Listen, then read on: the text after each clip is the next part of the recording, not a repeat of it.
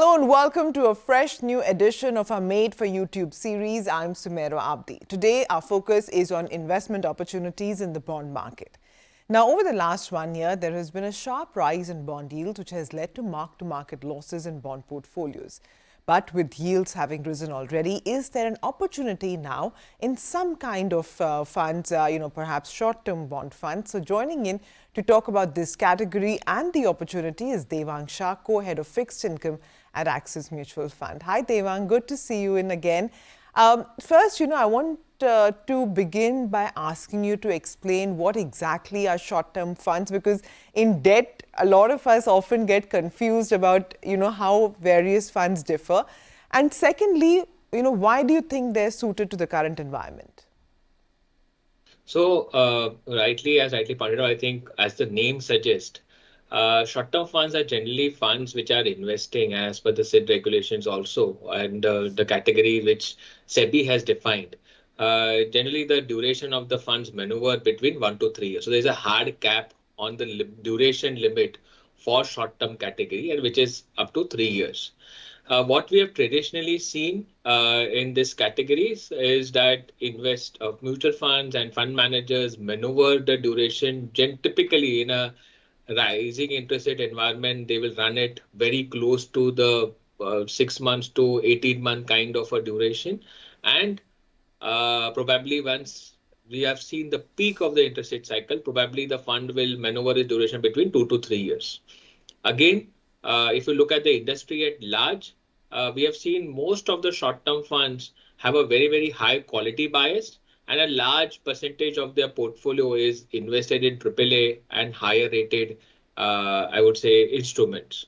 Approximately, I would say what we have done an analysis, approximately 75% or more is generally invested into AAA securities. So very, very focused on the shorter tenor segment. Generally, the mandate, as I explained, is by regulatory requirements, they have to maneuver the duration and keep the duration between 1 to 3 years. And traditionally, I think it is as a fund, as a category, we have always seen a very, very high percentage of AAA investments in these.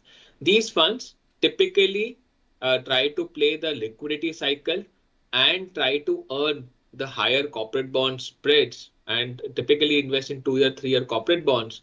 It's probably a substitute for, because these are generally higher AAA rated and hence they are generally a substitute for 2 year, 3 year FD kind of returns. So that is, I would say, probably the investor class where it is best suited.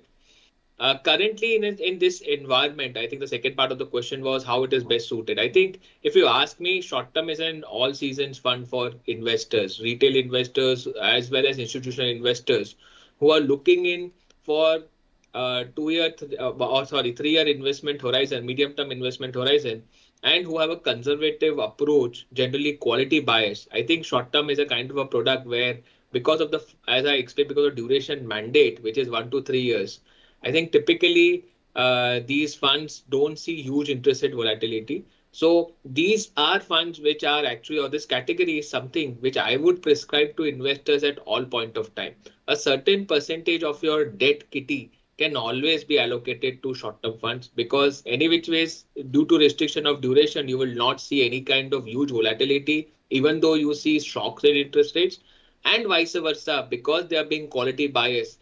Generally, these products suit conservative investors with 3 year investment horizon.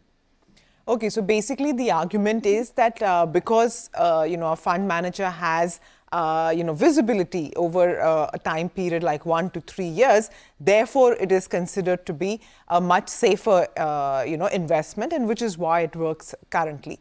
Devang, why should an investor opt for this short-term fund? Okay, why not say something like a floater fund or even a dynamic bond fund? See, generally, dynamic bond fund, traditionally, again, what we have seen is, if you actually look at the name suggests that they need to maneuver across interest rate cycles, the duration of the fund. But traditionally, we have seen that dynamic bond funds have run a longer and significantly higher duration. So if an investor who is concerned about interest rate volatility, and now in today's environment where you have crude, there's uncertainty on Brent prices, you can see some impact on inflation. You are at the turning point of the monetary policy cycle. I think the dynamic bond funds can provide you or can give some more higher volatility if the fund manager or the fund houses are running higher duration there. Similarly, when it comes to floating rate instruments, I think floating rate is again a good category in a interest rate cycle which is going up. So I would suggest that investors currently in this environment can invest in conservative short-term funds, as well as can also look at floating rate instruments, which are generally they provide a hedge in a rising interest rate environment. Last 6 months, what has happened is the interest rates have actually traded in a very narrow range. We had couple of resets, but after that it have traded in a range. And I think people are still uncertain because RBI's commentary and the if you look at the monetary policy last month, again if you look at whatever public appearances and comments various RBI MPC members have made, they continue to focus on growth, and we believe so that they will not do any kind of significant fast rate hikes, and hence probably floating rate category has not been able to deliver very good returns because of a slow reversal. I think once the rate reversal cycle starts, floating rate funds also would be a good option. Short-term fund, as I explained, for a retail investor, because the duration mandate is very tight, it is in the 1 to 3 year category only, and over a period of 3 years, we don't this volatility evens out. I think it is a kind of an all seasons investment for retail investors. Okay. Devang, if we look at the last 1 year returns, and I'm referring to the direct plans of the short duration category, it ranges between 4 to 14%. Even I was quite perplexed to find, such a wide range. What explains such a diverse performance in schemes? So see, I would say generally, as I explained, if the duration is broadly in the band of 1 to 3 years, and most of the fund houses would have run around 1.5 to 2.5 years, we have seen a volatility of interest rates in a year close to 50 to 80 basis. So the ballpark interest rates would or returns for this product would be in the band of 4 to 6%. There, as you highlighted, there are some funds in the category which have given significant higher returns. That's because of write-backs on certain restructured or default assets which they hold in the schemes, for which they have got some, I would say, write-backs in this particular year, and which has led to significant bump up of return for those specific funds. I would say if I remove those outliers and write-backs, the average category returns would be between 4 to 5.5 or 4 to 6%. And that's because of the interest rate volatility of 80 to 100 basis in this year.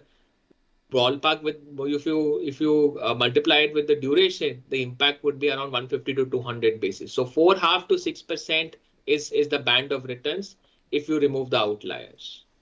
Okay, and Devang, in debt, generally the preference is for investors to go with larger schemes, right? Now, if we talk about specifically the short-term category, does a larger AUM benefit investors in certain in any manner? I mean, do you have greater bargaining power with bond issuers? What are the advantages of going with a larger AUM versus a smaller scheme? So I would suggest here that obviously it's not a larger AUM versus a smaller, because somewhere down the line today, most of all these AAA bonds, as well as as I explained to you, the constituents of short-term fund or the category is where most of the investments are generally invested in high quality AAA, PSU, PFIs or government bonds. There, I think liquidity is very comfortable, so there is no much difference, as well as availability of securities is again ample. So there is no much difference for a larger fund house versus a smaller fund house. The only, I think, probably what an investor needs to look into account is the track record of the fund house, how they have maneuvered the duration, how they manage in various cycles, the AUM volatility, I think probably that is something which probably a larger fund house or a bigger fund house would have, or fund house which have been in existence for long, would have been able to see that in various cycles. Otherwise, if you look on a pure vanilla basis, a small fund versus a larger fund, because all the securities are very liquid as well as amply available, there is no much difference in execution.